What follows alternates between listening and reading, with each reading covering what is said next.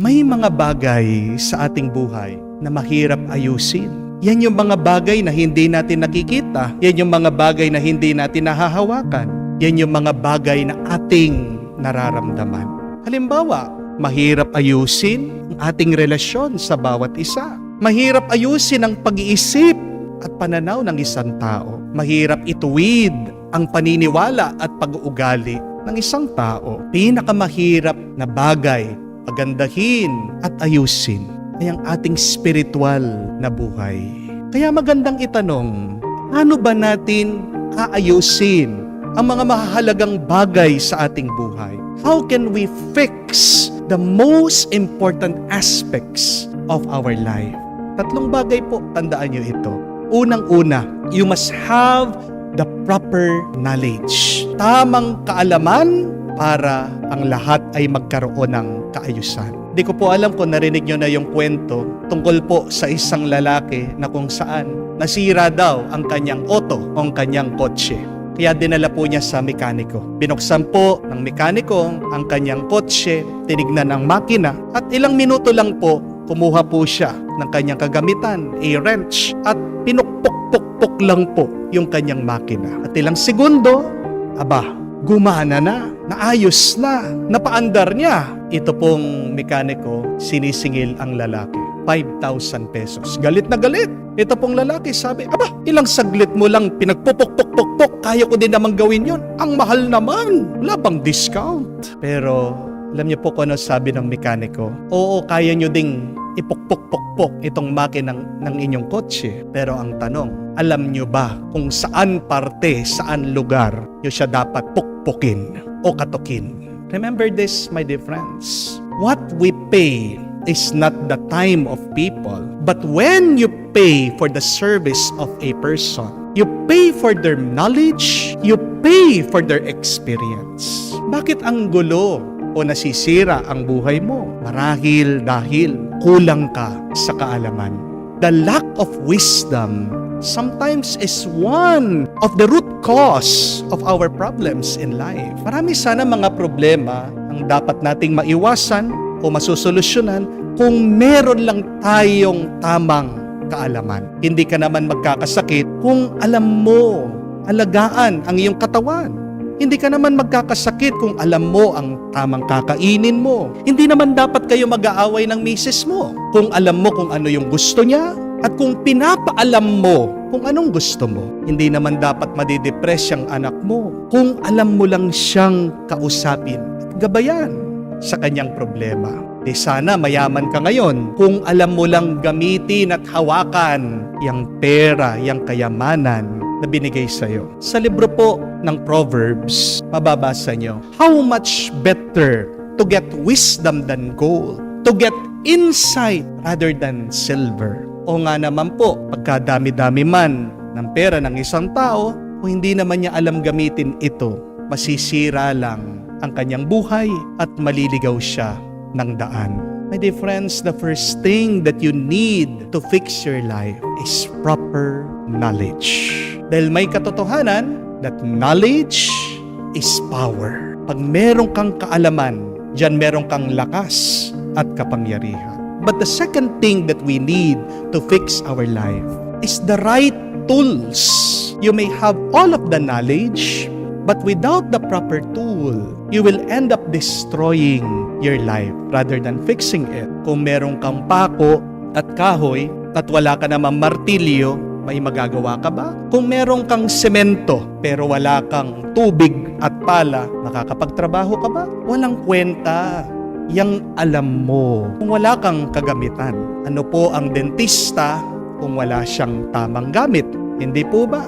Ano po ang teacher kung wala po siyang blackboard, computer, mga libro para turuan ang kanyang mga estudyante? Walang kwenta ang kaalaman mo kung wala kang tamang kagamitan. With the proper tool, you can fix anything, most especially your life. My dear friends, believe that God has given you all the tools to make your life better. Pero bakit ba minsan nasisira ang buhay natin? Marahil ito ay dahil hindi natin ginagamit ng tama ang mga pinagkaloob ng Diyos sa atin. Binigyan ka ng mata, pero ginagamit mo naman para sa paghuhusga sa iba.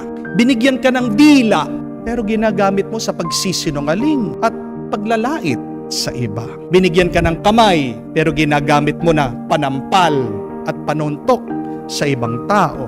Binigyan ka ng paa, pero tinatakasan mo mga responsibilidad at obligasyon mo. Binigyan ka ng isip, ng utak, pero ginagamit mo sa pag-aalala, sa pag-iisip ng masama. Binigyan ka ng puso ng Diyos para makapagmahal ka, pero ginagamit mo naman ito para magalit at magtanim ng sakit ng loob.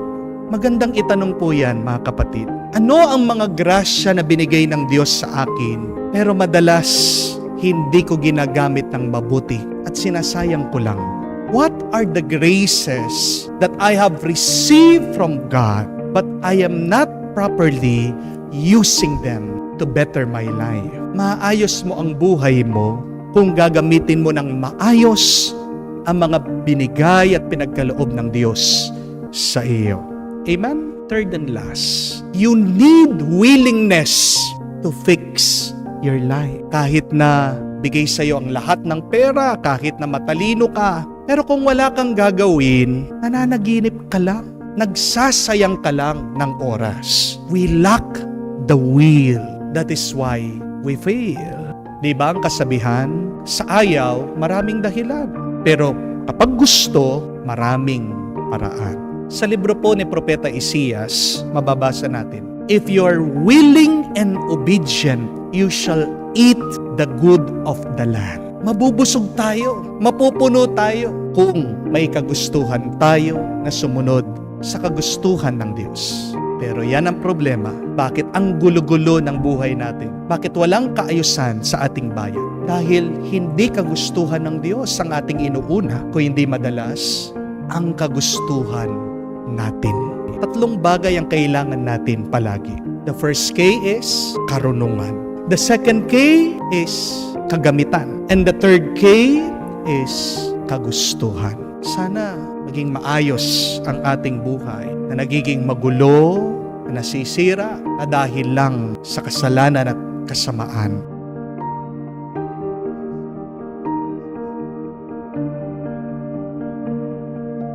Asking for help is not giving up, but asking for help is refusing to give up.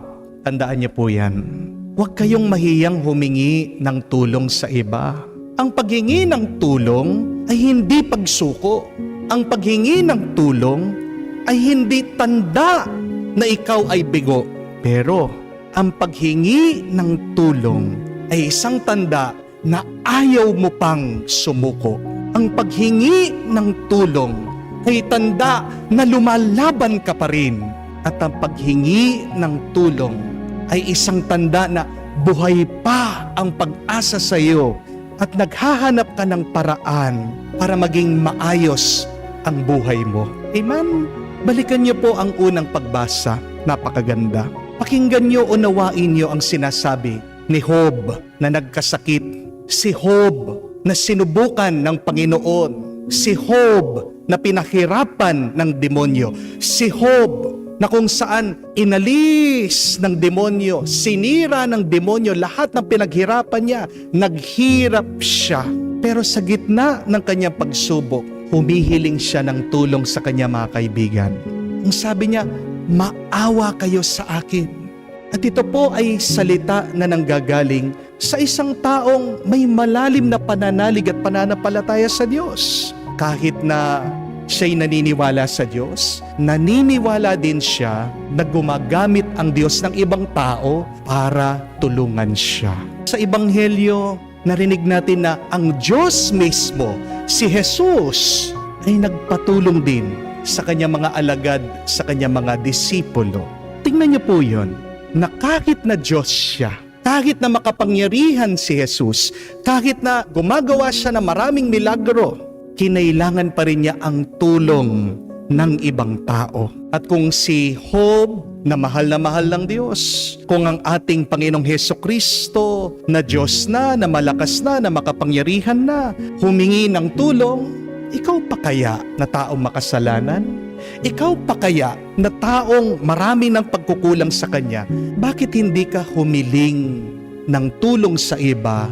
Bakit hindi ka humingi ng tulong sa may kapal? Bakit ka ba nahihirapan sa paghingi ng tulong? Tandaan niyo ang sinabi ni Jesus, ask and you shall receive. It is good to reflect today. What prevents me from asking help from others? What hinders me from asking help from God? Is it pride? Is it shame? Is it guilt? Tandaan niyo po ha, walang nakakahiya sa paghingi ng tulong sa iba. Amen? Ano ang tunay na nakakahiya? Ito po, ay yung nahihirapan ka na, lugmok ka na, ang yabang mo pa. Ang tunay na nakakahiya ay yung hindi mo maamin na kailangan mo din ng tulong. Amen? Mga kapatid, kung hindi ka magpapatulong, walang magbabago sa iyong buhay. Hindi naman po tayo perpekto. Hindi naman tayo malakas. But what can transform your life today? What can turn your situation around? It is the power of asking for help from others. Remember this, you cannot transform your life, you cannot turn your life around all by yourself. Believe that there is a power, a great miracle when you start asking others and asking God for help.